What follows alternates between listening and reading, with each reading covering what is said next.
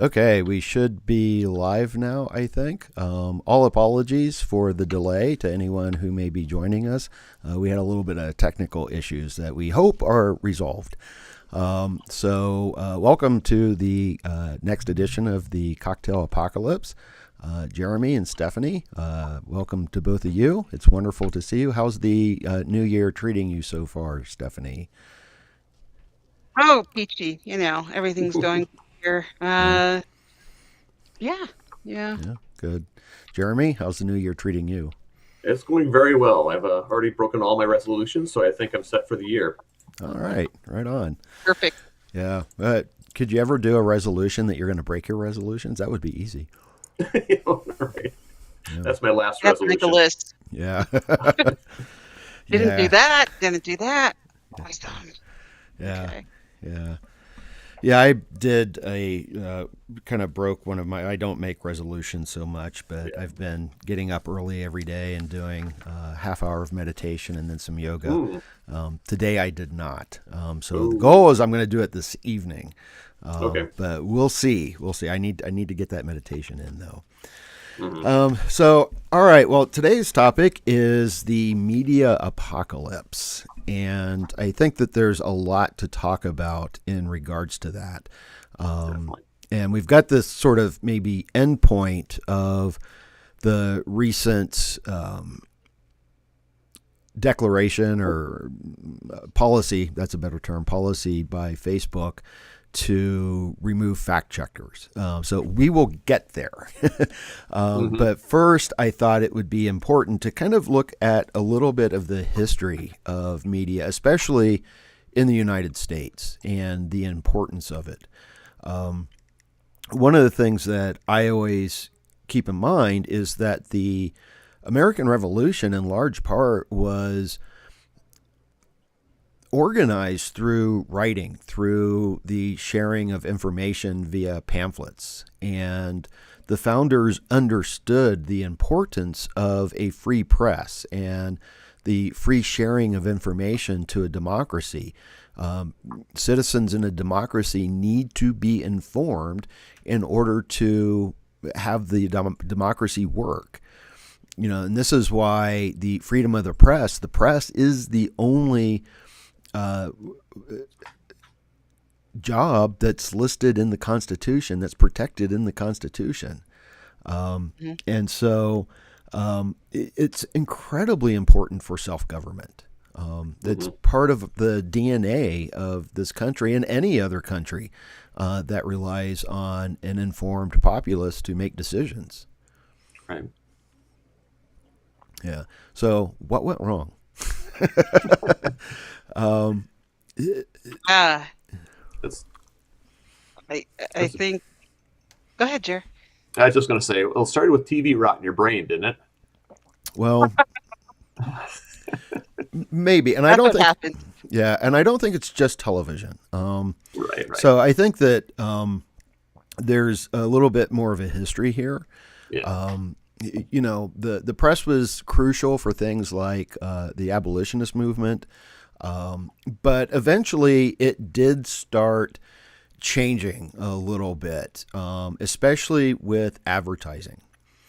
And there was a shift, I think, in advertising because in the 1800s, advertising, if you were trying to sell a product, you would just give the details of the product, right? I remember, I don't know if this was nationwide, but I remember Wendy's, the hamburger chain, very early on, and they started in Ohio, so maybe this was just an Ohio thing, that their tables had images of old newspapers and a lot of the advertising from old newspapers. And it was just like I said, if you were trying to sell, I don't know, a sewing machine or something, you just listed the details. There was nothing else. Hmm. Things started changing when advertising adopted the ideas of propaganda. Hmm. And the person largely responsible for that was Edward Bernays. And Edward Bernays was a nephew to Sigmund Freud. And what he did is he attempted to use his uncle's theories to manipulate the public. And the newspapers played along with that. So my favorite example was that tobacco companies wanted to get women to smoke because at the time it was not fashionable or socially acceptable for women to smoke cigarettes. And this was also at the time of the suffragette movement. And every year, Easter, I think it was the Easter parade, which was actually also a kind of a corporate thing because people wore their best clothes, and I think it was funded by Macy's or something. But what they did is they got a small group of suffragettes to light up cigarettes. And they got a photograph of this and ran it in the New York Times, and the cigarettes were referred to as Liberty torches. To get connect this idea of freedom and suffrage. I'm sorry, I can't pronounce the words. Suffrage. Suffrage to smoking cigarettes, and you started seeing this increase of women smoking cigarettes, and you even saw this in like some of the advertising later on. What was it? Was it Virginia Slims that their tagline for a while was "You've come a long way, baby." Still connecting the advancement of women to smoking, right? So I think that that's one area where things started shifting was the use of propaganda techniques in the media, especially to sell things, right? In the United States, it was, before 1980, we had, in terms of television, there were 3 networks, and that was it, just 3 networks. And news, people thought that you could trust the news. Right. Edward R. Murrows was very trusted. I think at some point Walter Cronkite was referred to as the most trusted man in America.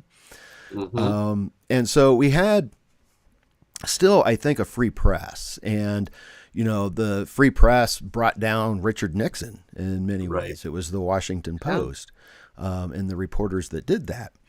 But then things started changing. And I always refer to the movie, I think it came out in 77, perhaps, maybe 76, Network. I see that as prophecy because it, I think, nailed exactly what was going to happen because it was, for anyone who's not seen it, this fictional 4th network. And it is taken over by a corporation. It's bought out. And their news anchor, they decide they're going to fire the news anchor, Howard Beale. And so during his last broadcast, he just goes off the rails. And he gets, and I think a lot of people know this scene where he's talking to the American population, and he's like, and I'm mad as hell, and I'm not going to take it anymore. And there's this great scene of people all over, like New York City and various places, opening up their windows and shouting that, it's tapping into this anger, and people were like jettisoning their televisions out the windows and whatnot. But what happened is when he did that, the ratings just skyrocketed. And so they kept him. But what happened was the news desk became property of the entertainment division. Yeah. And so it was prophesizing news as entertainment because that's one of the things that has always been at issue is that news doesn't make a profit, or at least it never made a profit because news was seen as a public service. Right.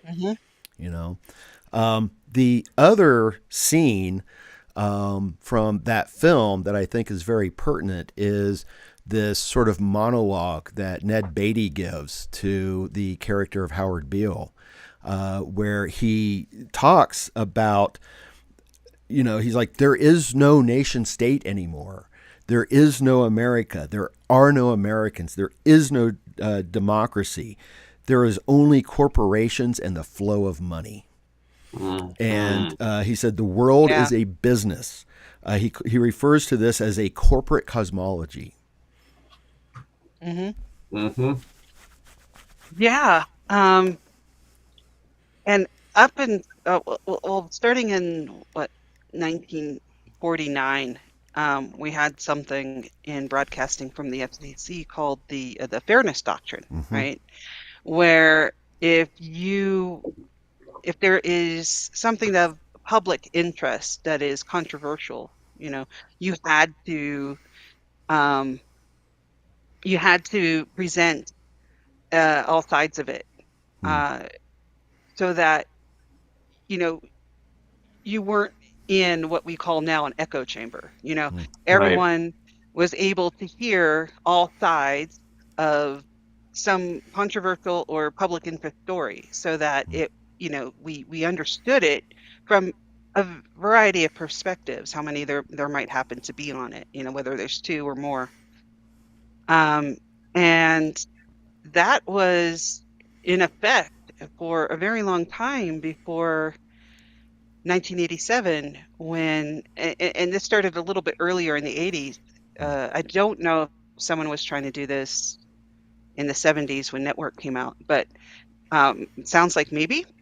But you had the abolition of the Fairness Doctrine during the Reagan administration.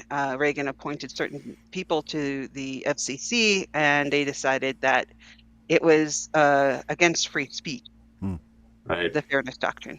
You listen to it and you're like, what? Against free speech? It sounds like it's giving more free speech because it's asking for more opinions on a topic. But the argument was that no, it's forcing the networks to, because now we have so many different networks. Now it's not just the three. Now we have cable and all sorts of things. And they're saying, no, there's enough networks out there to give the variety that's needed. We don't need the Fairness Doctrine anymore. And that gave rise to modern talk radio, or, the Rush Limbaugh's and Howard Stern's and stuff like that all came out of that.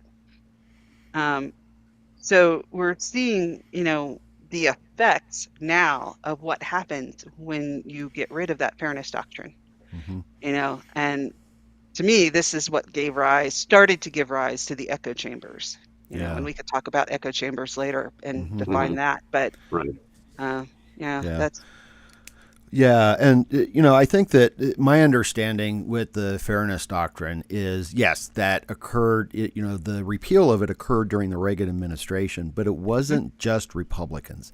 There were a lot of Democrats on board as well. Right. So,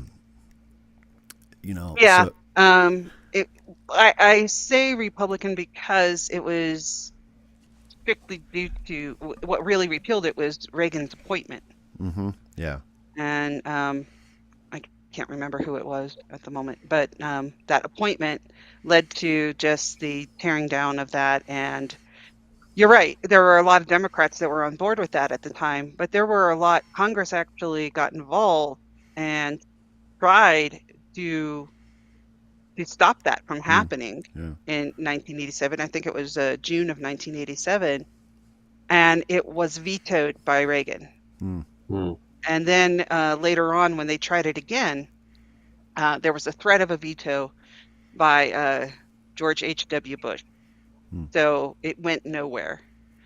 But so while there was Democratic support, Congress was trying to make sure that it actually remained a part of our media, and it kept getting shut down by the Republican presidents. Yeah, and it seemed to go hand in hand with the emergence of cable television. And I remember, cable, one of the selling points was that you would have a choice, you would have a choice, and that you could find something that was of interest to you. So it appealed to that American individuality. It's like, look, if you're a fisherman, you'll be able to look at the fishing channel, right? I still say, and we're going to probably take a step backwards here because there are a few other things that I think we need to kind of include into this conversation in terms of the media and the media apocalypse. But I guess maybe what I'll do is bring up one of them right now, which is the media theorist, probably the best known media theorist in the 1960s and through the 70s was Marshall McLuhan. And McLuhan is probably best known for the little soundbite, the medium is the message. Mhm. And what he argued, and I kind of disagree with him in this aspect, is that he said that it's not the content that's important. What's important is the medium itself, because the medium is going to affect human consciousness. Because he saw media as an extension. And so, for example, eyeglasses are an extension of the eye. Our clothes is an extension of the skin, right? And so he also, and I think this is kind of important, he looked at media throughout history, and he's like, in these, if you go way, way, way back to oral cultures, that's all auditory. And, you don't have printing press or anything like that. And time and space are not perceived how we now perceive time and space. Right. We perceive time and space the way that we do because we move from this auditory culture to a linear culture with script. And script is all linear. It breaks up time and space, right? And then the medium itself then changed our perceptions of things.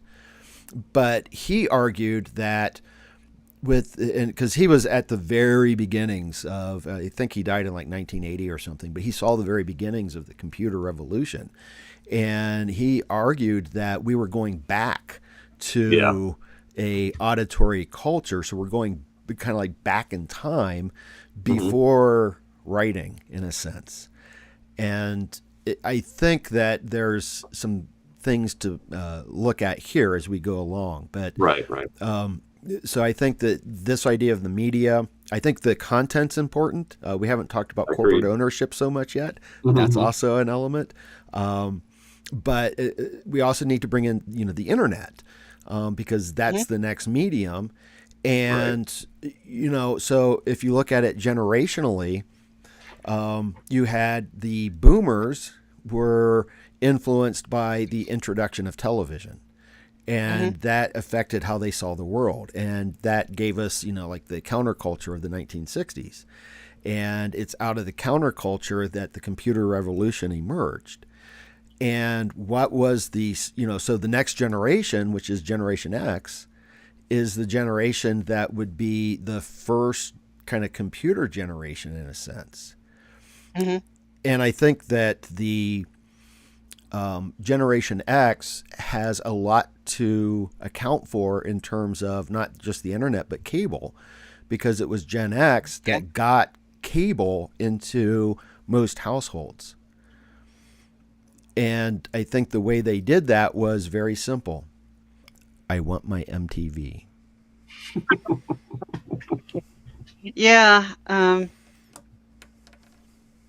That's, and all the different cable channels that there are right now, it's like all the different, we look at the cable channels and we could look at what's going on now online. If you look at all the different outlets there are for any topic that you might be interested in, right? And we're also looking at the death of print media. It may be still there, still hanging on. Some people, I guess, still have magazine subscriptions. How many people really have newspaper subscriptions? That's pretty rare. I mean, I know a lot of people in print media lost their jobs because they're like, there's no market for this anymore. So we're all looking to cable. We're looking to or satellite, really. I think we're aging ourselves by saying cable because now there's 5,000 different channels that you can look at on cable or satellite. So it's almost like we are bombarded with so many different specific types of media, and we pick and choose what we want to see, and that's all we see. Yeah. Right. What we specifically want. So we're not getting lots of different views coming at us anymore. We're getting very specific tunnel vision of Mm-hmm. what we Yep. specifically are interested in. Yeah. Right. With so many choices, the brain tends to get paralyzed on decision making. So it defaults back to what it already knows. Yeah. And so that's, confirmation bias, but it's magnified. Mm-hmm. Absolutely. Yeah. I think that one other thing that happens within this is also, to kind of go back to McLuhan a bit, is that he says that what happens is that he makes an appeal to the myth of Narcissus. And he says that in the media, we end up in this sort of narcissistic stupor. And it's the introduction of a new media that breaks that stupor, but it's very short-lived. And we end up going right back into this narcissistic stupor.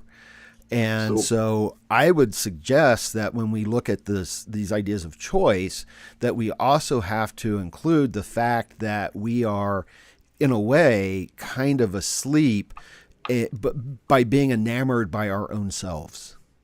Could you elaborate a little bit more on that narcissistic stupor? Yeah, well, what we do is, I mean, look, Facebook. Facebook is narcissistic in the sense that it, in your Facebook, and we're looking at ourselves and we're presenting ourselves. It's all about who we are. It all comes from, and then there's this idea of, well, let's look at, Paris Hilton and, the Kardashians and everything. And we hold up all these images of something that is unimportant. Because we are just so enamored with ourselves. And and when I say ourselves, it's not necessarily, an egoistic thing, but it's, we are absorbed with the human issue rather than anything else. So if we weren't so absorbed with ourselves, maybe we would recognize that, we're behind the earth burning. Right. But, instead of talking about that in the media, what does Kim Kardashian have to say today? And so, I think that, when we watch television shows, we're looking at humanity, and and that's not bad per se. We want to explore the human condition, but when we get so enamored and enraptured by it, we miss so many other things. Right. So we need to go beyond ourselves in a way, I think. Right. So basically what you're saying is we get so wrapped up in the social presentation of who we want people to see us to be, or the way that we're seeing other people, that we kind of miss everything else. Yeah. It's all illusion. Yeah. And by extension, we have now, 5,000 different news outlets and media outlets that now want to cater to specific demographics, right? So if I'm trying to cater to a very specific demographic, I'm going to ignore any of the things that demographic doesn't care about. Right. And that is the building of the echo chamber, right? I'm not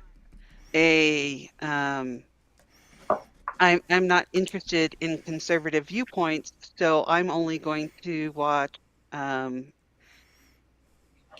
News, or I'm only going to watch CNN because they seem to have a broad enough spectrum. But when you really look at it, they don't.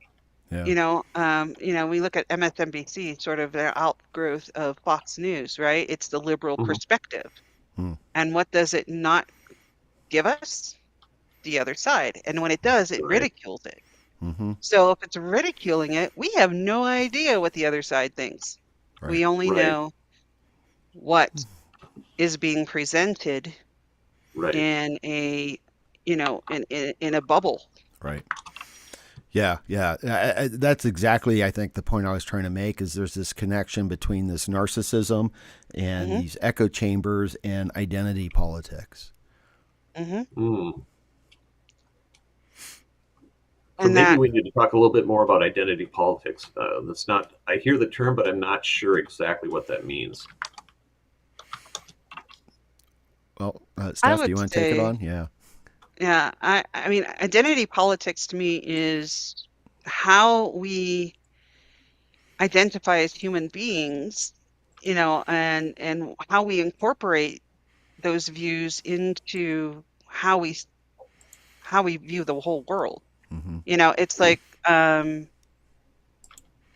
well, I am a conservative Christian who will only now listen to Fox News and go to Truth.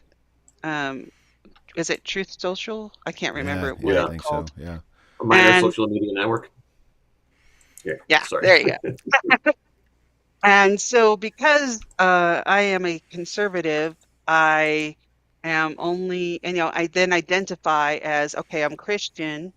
I'm uh, only interested in conservative viewpoints. And if one of these things isn't um, is being attacked, then my whole person is being attacked. I view, Okay. if you go after, that, yeah, JD Vance has said something and you don't agree with it, well, that's an attack on me because he's my Right. vice president. Mm. You know, Right. rather than, no, he did something that I object to. It really has no bearing on you as a person. You Right. and JD Vance are separate people, but because you identify in this conservative Christian, Republican, you could add on whatever you want there, that fits into that bubble, because I identify as that, then any sort of disagreement there is actually an attack. Mm. Right. And it goes the same way with liberals. Right. If you attack um, Kamala Harris, that's an attack on me as a woman. Mm-hmm. Well, no, that may not be true, right? It could be that Right. she made a decision that, maybe wasn't a great decision. And there's no real connection between her and me, but I see it that way because I identify as a woman, a feminist, a liberal. Um, so it's like we need to separate ourselves from that identity. Right. Right. Yeah. So, it's interesting too, in terms of the identity politics, is that also in the early stages of the internet, identity was something that became a little bit of a flux, I think Sherry Turkle, a sociologist, wrote about this. And this was a concern early on in the internet, which was that people could pretend to be someone else. Right. And it's interesting that we go from that to this sort of hardcore identifying with politics and politicians and whatnot. Mm-hmm. And I wonder if some of this comes back to the idea of decision paralysis again. If there's so much opportunity to define who you are, you kind of have to hold on tight to what you are in order to not lose who you are, so to speak. Yeah. Yeah. The media is a little bit frustrating in that sense because, it does bring up to these questions of, well, who are we? Which is a whole other kind of thing. But I think that I want to get back to, because we haven't really talked about the internet yet that much. But also, I think we need to talk about the corporate control of the media. And there's connections here in the sense that, cable, of course, all of the television has always been funded through advertising. All the content that we see is really just to keep our attention so that we will pay attention to the ads. Right. And this is something that has become increasingly problematic in the sense that the corporate owners of news don't want to alienate their advertisers, Right. and so that will prevent certain news from getting out and from getting released. Mm-hmm. And as we've seen consolidations of the media, it used to be that there were locally owned TV stations and locally owned radio stations. And, I always point out that, in the late 70s, very early 80s, there was this, the TV show WKRP in Cincinnati. That Yep. was a locally owned radio station. You could not do a television show about WKRP now because it's corporate owned. And when you drive across the nation and listen to the radio, you will hear the same playlists. You will hear maybe different voices. There may be someone different in California than what's in Kansas, but they're all saying the same thing and they're playing the same tunes because it's all the same now. And so that's actually, it demolishes local identities there. Right. That's why I can't stand to watch local news anymore, because there really isn't that much there. It's all corporate control. It's like, this is what you're going to produce. And you can see that. I think John Oliver did a segment on this once where you could see all these different local news stations saying the identical thing. So we don't have the information for our communities, and that's where democracy has to start, is in our communities. And if we don't have news outlets there, how do we make local decisions? Right. Well, yeah, I don't know how you do it. I don't know, and I don't know what the answer is. Can we go back? Yeah. Can we put the genie back in the bottle and go back? I was even thinking if we actually revived the fairness doctrine, and there have been several attempts to do it. Yeah. How would we do it? Would it work? Would there be a revolt because now people are accustomed to their echo chamber? Right. It's going to take a lot of work to get us back to a point where we had community news, where we had a variety of viewpoints presented to us so that we can actually understand our neighbors, Right. the people around us. I'd like to see that, but I'm not sure how you do that. Yeah. Right. Yeah. Well, back in the, I think I started in '89, because I started not in philosophy and religious studies, but in journalism. And one of my first real jobs was working for a local newspaper.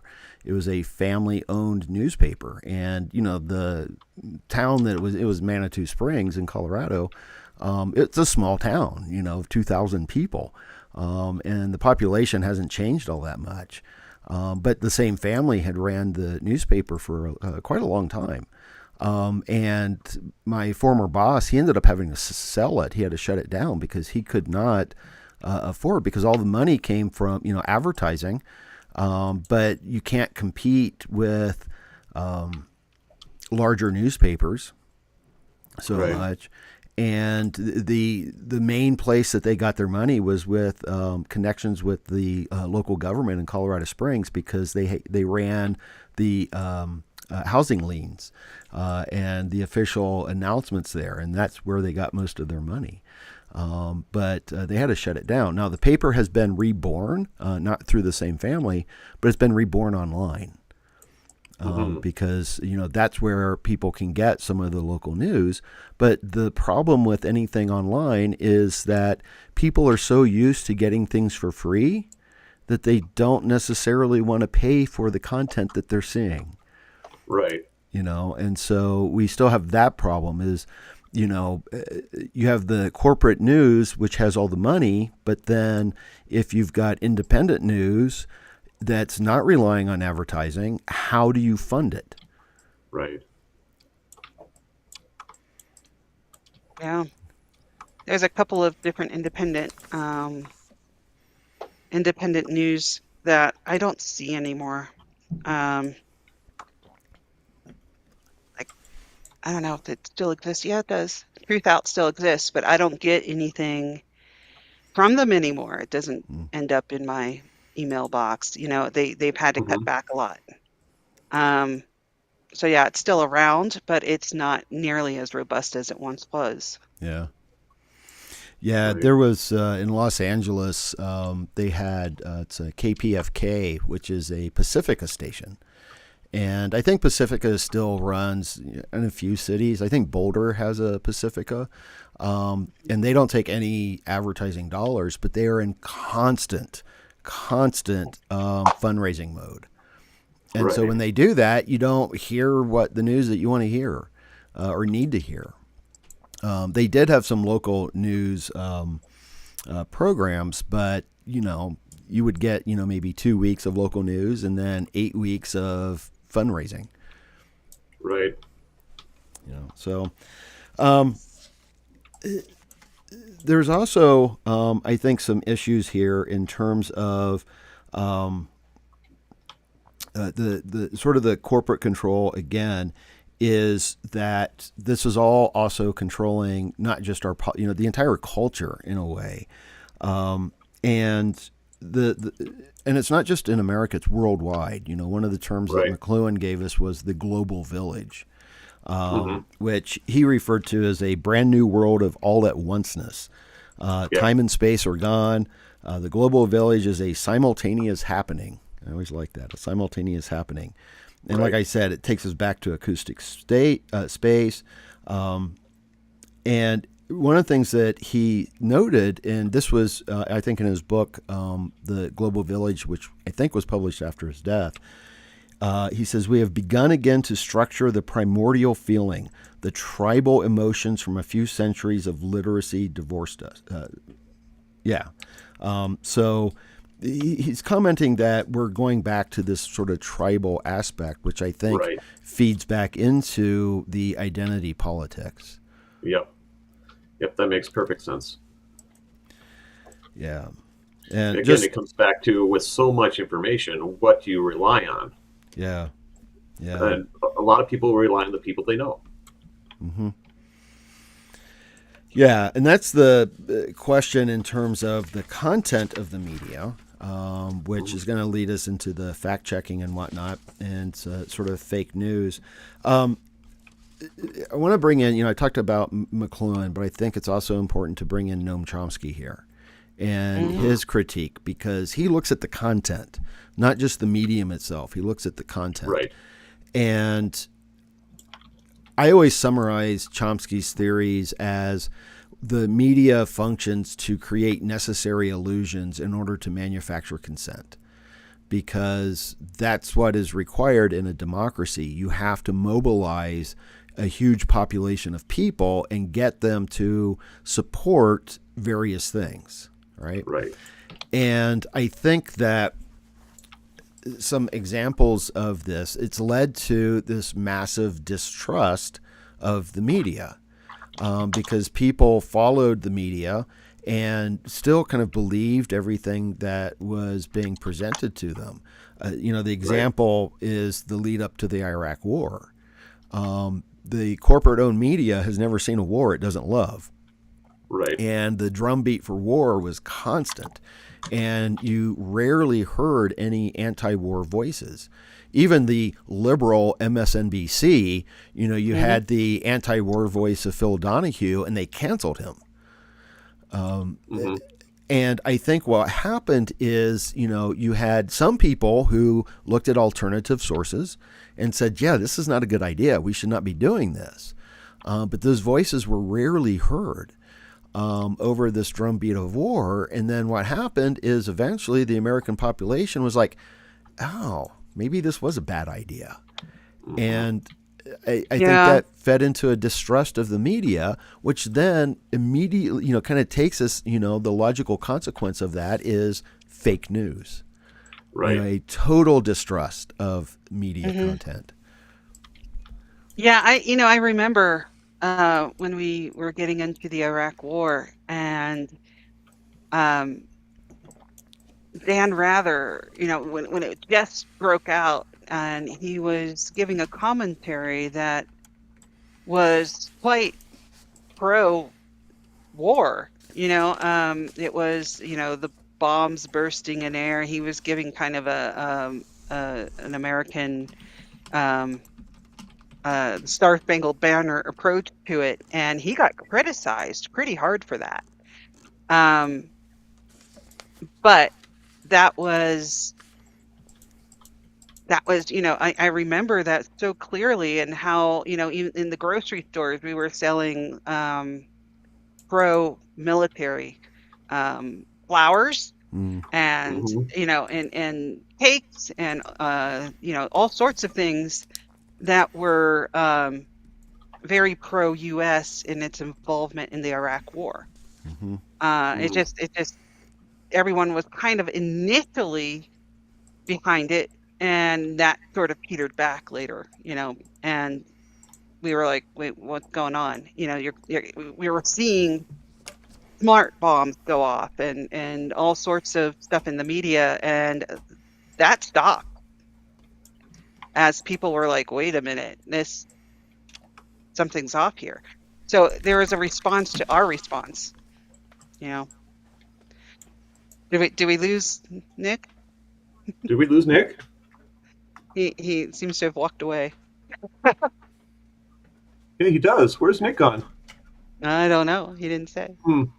But yeah, I mean, there was a response to our response in Right. regards to the Iraq War, and Mhm. that was, in retrospect, fascinating to watch, or Right. to start analyzing, how the media quickly pivoted and stopped showing us certain things depending on how we reacted to it. Right. Which comes back to giving the consumers what they want, and we are no longer. Mhm. We are customers. We are not political agents or something. I don't know what the term But I'm looking for We're either is. consumers. Yes. but also changing the narrative through the media so that we're not criticizing it. We don't see all the horrible things that are happening. That's one of the Right. reasons Right. why Vietnam, Mm-hmm. became so unpopular. It was because it was televised. Mm-hmm. Mm-hmm. It was right there, right in front of our eyes. We could see exactly what was happening, and people were appalled, as they should be. And Right.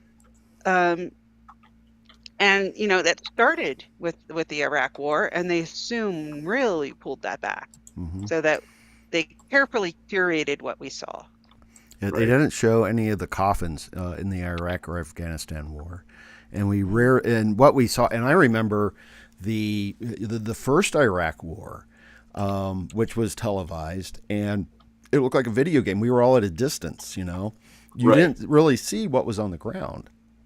You saw the rockets, you saw the explosions, but very little of anything else of consequence. Mm-hmm. And I think another point to bring in here, especially with the second Iraq War, is again this issue of ownership. So we've Right. talked about MSNBC, which was owned by NBC, which was owned by General Electric. Well, General Electric participates in the military-industrial complex. Mhm. So the owners actually profit from the war. Right. Mm-hmm. So I think that this led into this idea of fake news, Right. and we hear it often from Trump, Mhm. but for him it's always well, I don't like it, so therefore it's fake. Right. And yet I Was it think Was it a term before Trump? Because that's the first time Yeah. I heard it. yeah Okay. yeah probably. But I think he's tapping into something that people understand. Right. Again, that's why I Right. brought up the Iraq War. Fool me once, right? Mhm. Shame on me. Shame on you. Fool me twice. And so people become distrustful of the media. And now we are in this. I always refer to it as an epistemological nightmare. It's also something of a metaphysical nightmare in the sense of what can we know, how do we know it, and what is real. Right, It's a right. real philosophical problem, and Mhm. that leads into the idea of the fact checkers, right?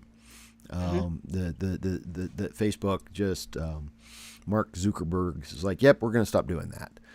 Stop identifying things as fake news. So I have mixed feelings about this.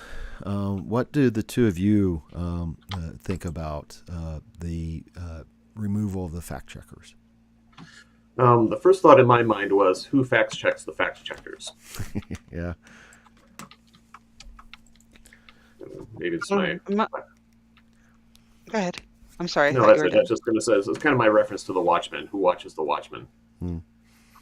Because I do have some conservative friends, and they brought up some valid points. Like, some of the fact checkers on Facebook were caught prejudicing or biased with bias checking. Hmm. And that, of course, just creates a lot more distrust. Right. Yeah, when you get, but I think also it's not just the fact checkers that were the problem, or the solution, whichever, because there were some good things out there with fact checkers, Right. even though there were problems because they kind of may have been skewed depending on who hired them, Right. Or their own what personal... source you're looking at, Right. but also with that came things like YouTube and Facebook not being very consistent with who they blocked for Right. for incorrect information. Like the big thing on media right now is you can't say certain words. You have to say if you want to talk about a certain topic, you can't say the word that we use for it. You have to say this person unalived themselves, right? Right. So at the same time that they're, very ardent about the whole fact-checking thing, they're also showing that we can't talk about certain things that are important topics. Right. And when you have this I don't know what disassociation or it makes no sense that you're trying to fact check things when at the same time you're not allowing people and use. I'm sorry. Let me go back a bit. I'm trying to organize my thoughts and I'm not doing a great job. If you are worried about certain topics being brought up and actually demonetizing people for talking about them and using, certain words, how can you say that repealing the fact checking is a matter of free speech? Because, Right. you're talking out of both sides of your mouth now. It's either, if you're worried about free speech, you can't start censoring people for using certain words. Right. There is no free speech. If you are censoring people, demonetizing them because they're saying a word you don't like, or one of the famous examples I know of is a mortician who does YouTube videos who had her episode that she did taken down because she spoke of uh, someone being unalived in a very clinical mortician type of sense.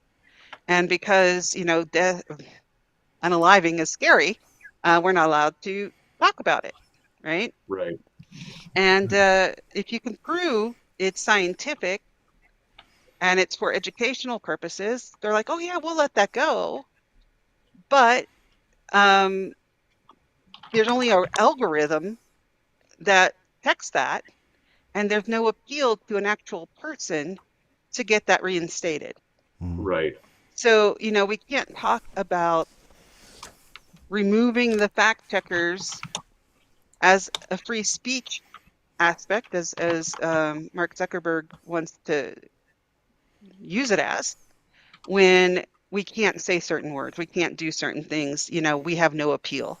That's completely Right. censorship. Right. Yeah. I kind of come down on the free speech side of things. I do tend to be a little bit of a free speech absolutist.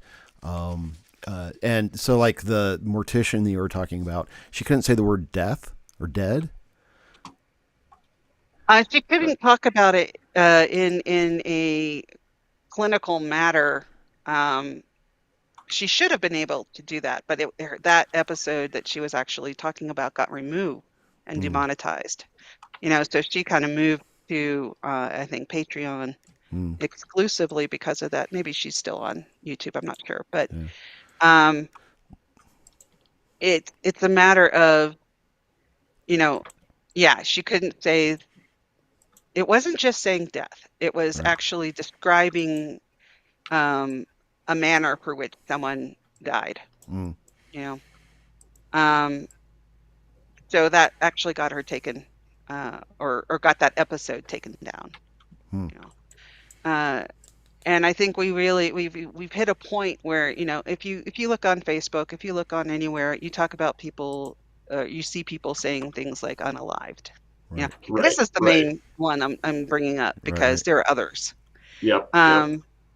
But when we see that, I think we see the how we rise to the occasion when people try to censor us. We figure out different ways around it, right? But also that they're controlling how we talk, what we say, what we can or cannot say.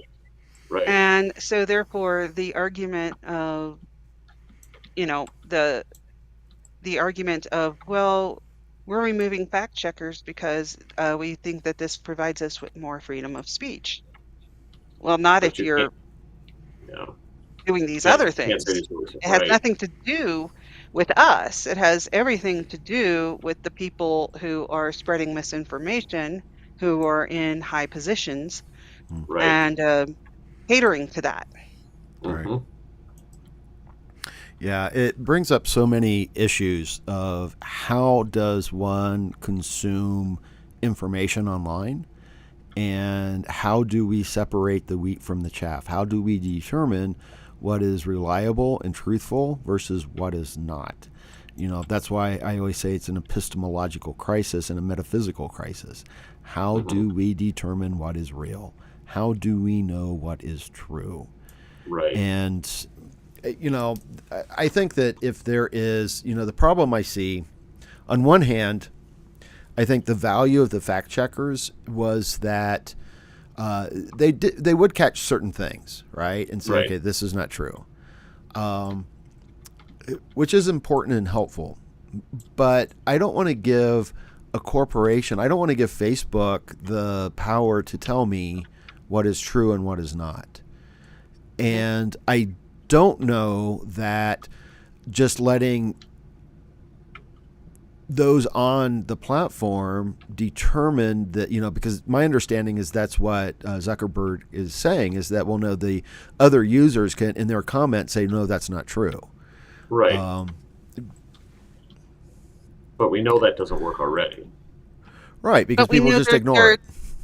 Well, there's also two different rules. There's the rule for us as individuals. Right. And there's the rules for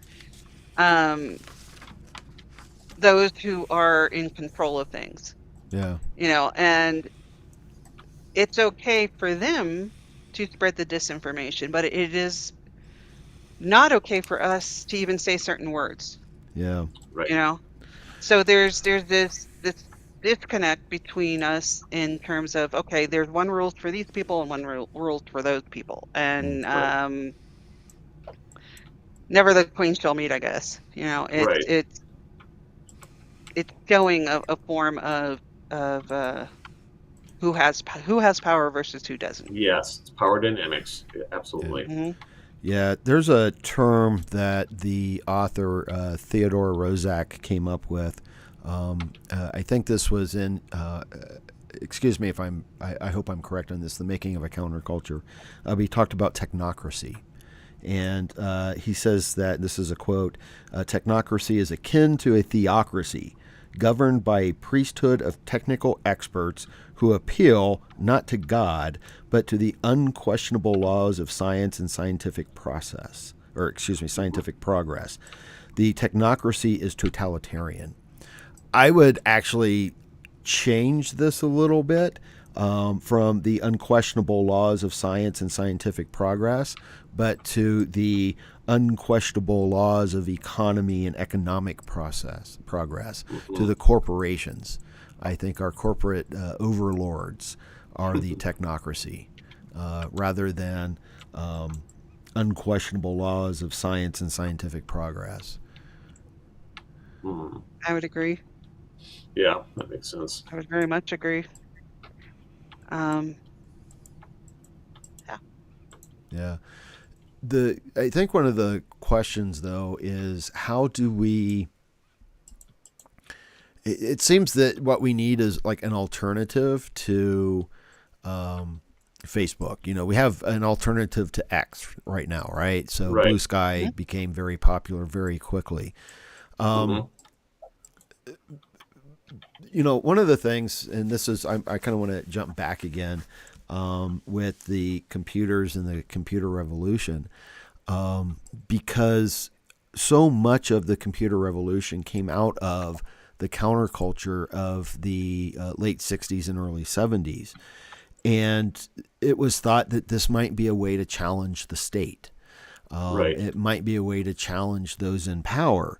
And when the internet came about and people first began getting access to it outside of the academic or military use of it, some of the earliest communities came out of the counterculture. And it was the idea that this is a tool that will actually allow us to challenge this warmongering state that got us into Vietnam and so on and so forth. And I think that was kind of Pollyanna-ish looking back on it, because what they didn't recognize or didn't see at the moment was the corporate control of the internet itself, that the corporations would end up being the ones who provide the infrastructure, when I think it should be a utility. It should be a social utility. I agree. Yeah, but you're absolutely right. Especially now with the downfall of net neutrality. Right. The corporations are free to gatekeep any information that they so choose. Mm-hmm.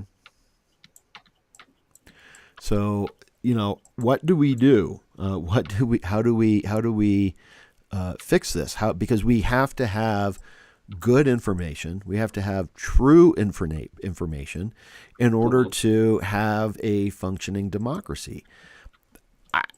I don't think that we do. I think that it's this, the fake news and, sort of this history of the media has gotten to a point where our republic has fallen. Yeah. Yeah, it's sort of been like watching this slow drain, finally get to the bottom where it starts getting faster and faster. And we're at that point where we're watching things just explode. It's now we have an explosion of fake news. We have the capability of producing very hard to tell what's real and what's not in terms of video, in terms of who's actually saying what. We don't have any laws regarding how we actually, distribute the news. In terms of what it used to be, it was pretty much, there was a gatekeeper for that. That law, the Fairness Doctrine, was a nice gatekeeper for us. And without that, it's just, every person for themselves, and what can you get out there? How fast can you get it out there? And who's going to believe it? Right. I honestly don't know what the answer is. Right. I think part of the problem was actually the internet was talked about as being the ultimate leveling of the playing field, right? Every little person had the same voice as the big corporation, so that we could use those voices to counteract each other. But what really happens was that means everyone has a voice. And there's so many people who don't know what they're talking about on certain subjects that have an equal voice to the people that actually do know what they're talking about, that the people that know what they're talking about get washed out. Yeah. So that's part of the problem as the, well. the signal to noise ratio is, Exactly. you know, what's real? I don't know. Yeah. You almost have to intuit it on some level, and Yeah, I would also add to what you were saying, Jeremy, is that, and this is something that I've noticed as, someone who has a podcast, is that you have people who already have fame and money who end up starting their own podcast, like, Joe Rogan, for example. Right. Rogan already, he was on a television show. He, was a comedian. And so when he comes out with a podcast, he already has money to invest into it. Right. And to build an audience, and he's already got a pre-existing audience. So you've got this voice, and I don't want to downplay, anything that he did to get to where he was. But you see all these people all of a sudden, who already have fame and fortune and whatnot saying, oh, well, I'm going to start this podcast, and people just flock to them. And, everyone has a voice. Everyone has, the ability to share their views and their news, but without money, it goes nowhere. Right. Yeah. And that's the problem, that we need, I don't think you could do this for podcasts, but in terms of the news, and who's broadcasting news and such, there needs to be that different points of view presented by the main networks, so you can go to this place and you can get a variety of voices being heard, but honestly, I don't know how you put the genie back in the bottle, because, well, if I don't hear what I want to hear, and there's all sorts, you're giving me all this information from this one site, I'll just go back to my, whatever podcast I like, rather than listen to the news, right? Yeah. Right. So it would be nice to say that we could reinstate the fairness doctrine, but, and I think it's needed, but I don't know how you would even employ that. Yeah. Because there's just too many other places to go. Do we need to, for this podcast, would we have to, invite people on with a very different point of view from us? Maybe we should. Maybe that's something we talk about. Well, but, we already have that in the comments, because we've already been told that this is a nonsensical conversation. So, yeah. Groover RPM does not think that we are sounding. Think that we are babbling. Maybe I'm babbling right now, but well, that's okay. Yeah. It's Saturday. I'm sure there are some cartoons they can go find. Sorry, maybe more their speed. One of the things that occurs to me is that when we go back again, and this is why I think history is important in terms of the media in this country, is that early on, the government subsidized news. And the government, they subsidized the news, and they didn't say what needed to be shared. They stepped back because the Constitution says no laws about the freedom of press. And we moved away from, and there are some issues for sure with government-controlled media, but I think we may need to make a distinction between the government controlling the media and what is being presented versus the government subsidizing news sources and allowing the news to be presented as is. And that's why I think that the internet should be a social utility, so that, we pay for it, through our taxes, but it's free. And that removes the corporate gatekeepers. Right. But how do we get rid of the corporate gatekeepers at this point? Well, So that's part of the this, question. and part of this is a lot of the stuff that the United States is built on is assuming that people are honest and good, right? Yeah. And it's the same thing with news corporations, and same thing with the fact checkers. You assume that they're doing their job out, and they're doing a good job of it, right? But maybe they're not. Yeah. And how do we control for that?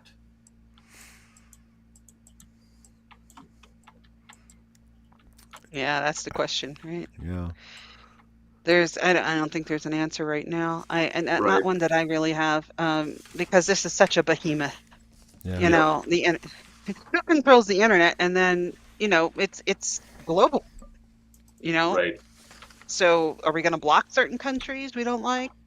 Are we going to? I mean, we already do in some respects. We have governments that won't even allow certain types of media in. Mm-hmm. But how do we fix this problem in the United States right now? How do we fix this problem in Europe? How do we fix? It's so big. Right. I don't know. Yeah, I think that the dream that there was of the internet being a tool for the people to challenge the Right. state. I think that there's still merit to that. I mean, we have this question of how do we do this? lose something? I think there are examples though of wasn't it in the Arab Spring that they were using technology and media? Everything's to- frozen up on my end. What? Everything is frozen on his end. Oh, okay. Sorry, Jeremy. We see you moving.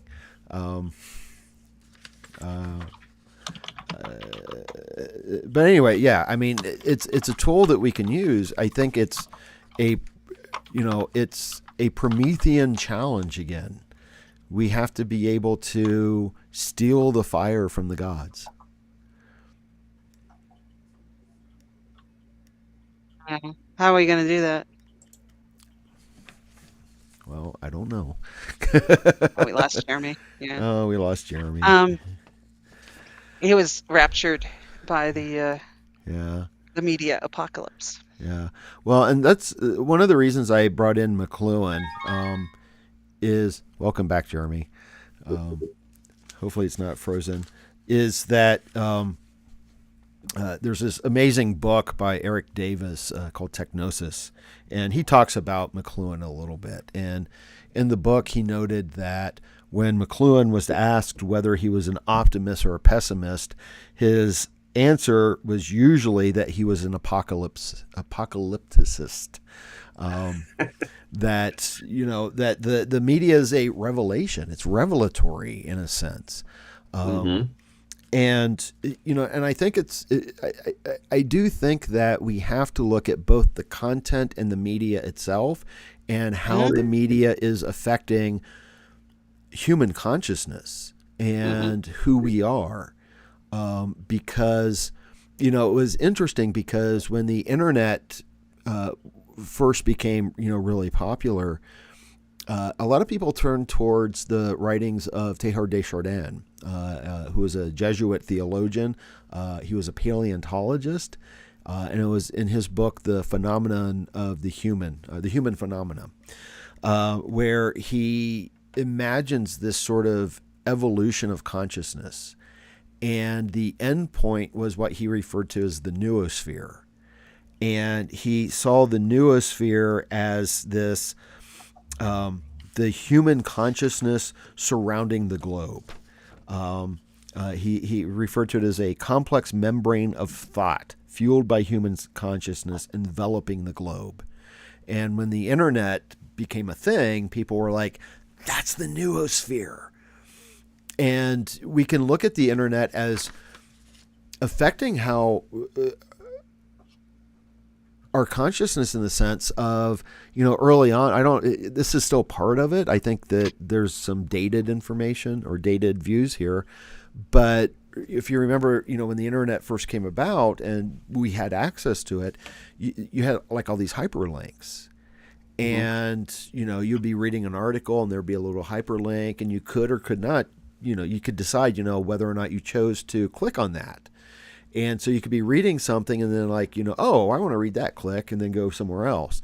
And then you could be reading that and then, oh yeah, this, I want to click on rabbit that, hole. click there. Yeah. Well, it wasn't just a rabbit hole, but it was a rabbit hole that fed attention deficit disorder, which I think that what we are now, I think that we can look at the rise of that and connect it. I'm not a psychologist, and maybe others have done this research, but it seems to me that, as an instructor, I can tell you, I have definitely seen my students have no attention spans. And we're told I have now, less of an attention span. Yeah, so do I. And I think that is because of our media. I think it's because of the technology. Right. And so where is this taking us?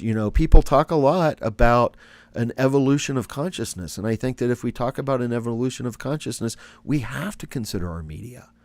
And I think that right now, what we have to consider is, I think the next media is AI. Yes. Yeah. I would agree with that. Because you can look at the internet as like the media as an extension of the human nervous system. Yes. And now with AI, that's an extension of human consciousness. Yes. Yeah, William Gibson, he's the kind of the founder of the cyberpunk movement in a way, and coined the phrases like internet and stuff like cyberspace, etc. But he actually talked about the cyborg when people actually asked him about it, because one of the hallmark characters in any cyberpunk genre literature is the cyborg, part human, part machine. And he's asking, when do you see this coming? And he says, it's already here. Yeah. That's the internet. The internet and us are symbiotic at this point, and we are the cyborg. Yeah. Oh yeah, absolutely. We're I'm waiting, even like right now, it's still in its infancy, but VR, it's soon we're going to have something much, much simpler than what we already have, much, much more wieldy. You just put a pair of glasses on, you put a chip in your head or something like that, and you get onto the internet, and you could, it will be incorporated. And it benefits the powers that be, that's what happened. It's going to be those of us who are unplugged that are the enemy of the state. We're free thinkers or, just nature lovers, tree huggers, whatever you want to look at it as. But, it's probably going to be pretty routine for us to be just jacked into the internet the whole time. No, we already kind of are. We already are. It's just the technology interface that's different. That's going to be different. Right. Yeah, and Chuck Palahniuk, he's the author of Fight Club, actually had a book that touched on these subjects called The Rant, in which everyone had a chip, and they're constantly fed sensory stimulus to make them more hungry, to make them want to buy things through this stimulant. Yeah. And another one to think about for anyone that's interested in the subject more is Celerando by Max Brooks. I don't know. I'm going to have to look that up. I'll put it in the comments down below. Celerando. It's a story of the three generations prior to, during, and after the singularity, when everything becomes computerized. And throughout the course of the stories, it talks about the percentage of matter in the solar system that is computonium, which is computer support networks. So that's for those that really want to delve into this, that's two places I'd suggest going look. At least literature-wise. Yeah. I think that, definitely we need to look at science fiction for clues to what may be coming up. One of the, not to be, focus entirely on the pessimistic ideas of things, but one of the things that I think is helpful and important is, one of the images that was brought up early on with the internet and how the internet functions is this appeal to this, it's usually found in Buddhism, of this analogy called Indra's net. And Indra's net it recognizes the interconnection of all things. And so Indra's net is, it's like there's this massive net that's what reality is. And at each node, there's like a jewel, and each jewel reflects all the others, and it's this idea that our sense of selves is often illusory, that we are not we're not this essence, that rather we are reflections of everything around us. And it seems to me that this idea of interconnection of who we are is vital, especially looking at ecological matters. That's a necessary change in consciousness that we have to have, that we recognize that we aren't these unchanging essential things, but we are reflections of everything else. Yeah, I like that. That interconnection that the internet gives to us, right? There's a lot of cultures that we didn't know about before, and now we're talking to people from those cultures regularly. That's a really amazing, wonderful, beautiful thing about the internet, right? It doesn't have to be cyberpunk dystopia. That I think. But it will be. Well, I think that's here. I think that's here, but I think also with it being here, we might have to be immersed in it to change it from within eventually. So maybe it's a phase that we go through as humans, where we go through this horrible dystopia only to come out with something much better in the end. I don't know. I don't know if that's the answer, but there are other types of worlds that we can create from within, the cyberspace realm, if you want to call it that. Yeah. Fingers crossed. Fingers crossed. Fingers crossed. Yeah. Well, and it also seems that so much of this is something that we can't really see. And I think it's awesome, because we are in this sort of narcissistic stupor in many ways. But I mentioned Eric Davis and his quote Technosis, where he says that McLuhan would refer to himself as a apocalypticist. And he notes further on that McLuhan had this hunch that the human being and human civilization was undergoing a tumultuous transformation, so total and irrevocable that it can barely be seen.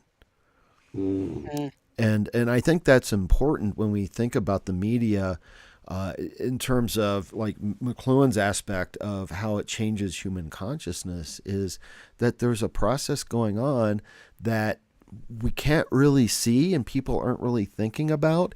And when they hear about it, they're like, that's nonsense. Groover RPM. So I think that we have to consider both. We have to consider the media itself and the content. Right. Well, yeah, and that's bringing it back to us, one of the things that I think is important, that we all put out something positive and good and reaffirming and connecting. Those of us who are aware of it, push that out there. That we have these little soapboxes right now, and maybe there's a ton of them, and it's hard to know what's true and what's not. But if a lot of people just start, putting out the best that they can, and from within, we produce something much better, and things start to change. Rather than being part of a political echo chamber, we become more community oriented through the people that we connect with online, the people that and it's going to be rough going. I'm not no rosy picture here, but the more we do it, the more benefit will come out of that, I think. Right. And this reminds me a little bit of the Good Samaritan from Christian teaching, right? Who is your neighbor? Where's the change going to come from? It's going to come from the people that are near you right now. irregardless Mhm. of political or religious affiliations. And we have to take that into account. We can't, if we're so focused on these religious people are bad or this type of person is bad, we're going to Mhm. lose sight of everything. But there's our neighbors. We have to reach out and help support each other at that level because the people at top are not going to do it.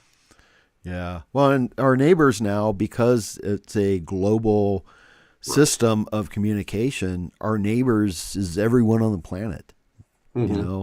because Mhm. Right. space has been eradicated, right? Mm-hmm. Cyberspace isn't, there are no miles in cyberspace. There are no Right. kilometers in cyberspace. I am neighbor to someone who lives in Zimbabwe. I am Mm-hmm. neighbor to people who live in Nepal. Mhm. The earth is smaller but bigger. And I think that it is a tool. We just have to figure out, again, I think it's a Promethean quest. We have to Right. figure out how to steal the fire. Mm-hmm. But yet there will be consequences, Yes. different There's shit. always Yeah, consequences. well, different shit, same liver, or different, Yeah, yeah. same shit, different liver. That's it. Right. Right. Right. um, One of the things I was thinking of is the revelatory aspect hmm, of media right now. yeah. And, one of the things we all became many of us became cognizant of it. I don't think everyone did, but many of us did, was when, after the election, uh, in the preceding couple of weeks since then, we're watching a lot of people start to bow down to Hmm, the emperor, right? yeah. We Yeah. we saw Zuckerberg it and with ABC. Zuck Zuckerberg, ABC, a lot Disney. of Democrats are trying to reach across the aisle. Yeah. Things that Scarborough. they Yeah. never would.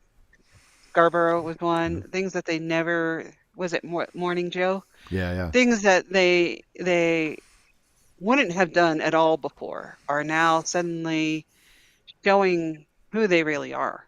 Yeah. And it's those dollars, that money coming in, and it's very clear to us, I think, now.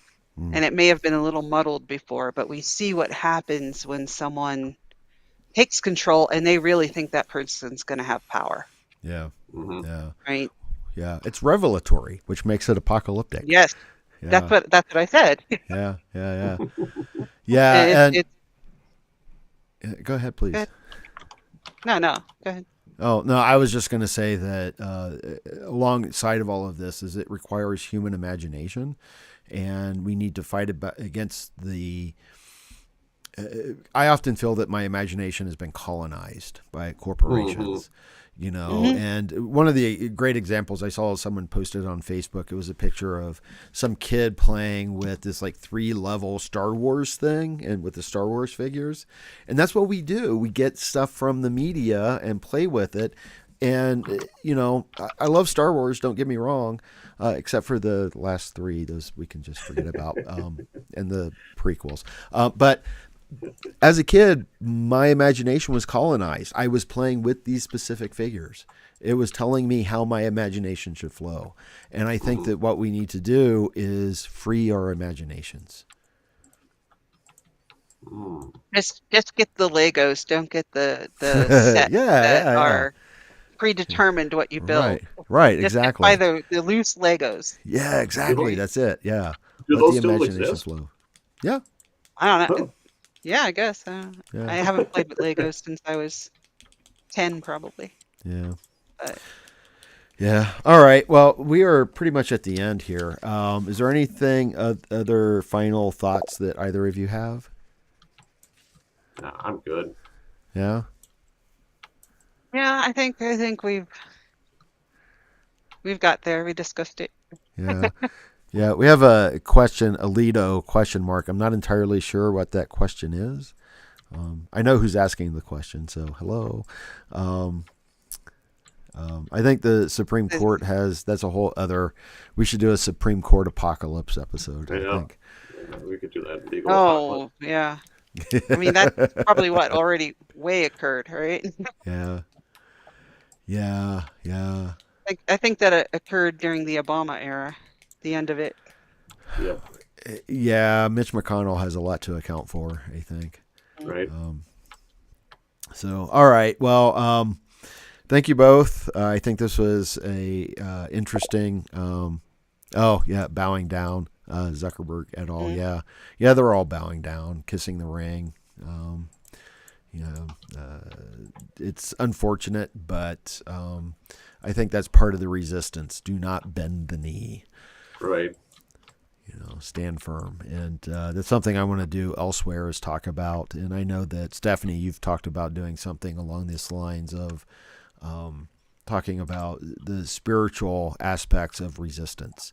I think a lot about Gandhi and his idea of satyagraha, which is about the truth, but I also have heard it translated as soul force. That's what we're going to need. We're going to need to try to find what's true, but to act out of our deepest, best selves. Mm-hmm. So we have a challenge. Apocalypse. What fun. Yay. Yeah. So, There we are. Yeah. Well, the best thing to do during an apocalypse is to have a happy hour. That's right. Happy hour at the end of the world. Jeremy, let's we didn't do this, so let's end on this. I have a drink from Jeremy. I'm so sorry I forgot to do this. That's all right. I drank it anyway. Yeah. Well, let's show it anyway. And also, we should do this. I always forget that, and I need to get much, much, much, much better at this. For those who are enjoying it, you can do a quick donation if you want on YouTube. And Jeremy, you are we can find you where online? Kill Devil, Rum and Cocktails. Okay, and you're on YouTube, Blue Sky, Facebook, various social media. Go to YouTube. That's where I'm primarily at. And if you want to find me elsewhere, you can find me through that. Okay, Stephanie. You could find me at theaprilfool.com. Okay. I'm just setting that up now, so there's not too much there, but you can do that. And then on Blue Sky, it's the April Fool, but with dashes between the words. Yeah. Yeah, and I'm everywhere, usually under Rebel Spirit Radio, Facebook as me, Nick Mather, also as Rebel Spirit Radio. There's a Facebook page on Blue Sky and Instagram.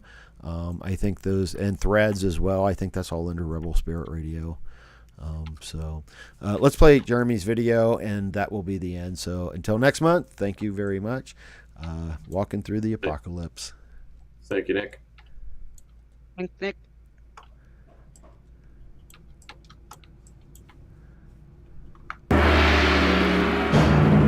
What has lasted 5,000 years. It's showing an advertisement. Jeremy, let's put a link for your video in the show notes. Sounds good. For some reason, we were able to avoid those, and that's what is that? That's all under the Falun Gong, that Chinese dance thing. That's all Falun Gong. Oh. Okay. Which Stephanie and I know a little bit about because we had. They are an apocalyptic group, by the way. Yeah. So maybe we should do an episode on the Falun Gong at some point. Carl would be proud of us. All right. Well, yeah. So anyway, until next time, everyone, thank you so much. Bye.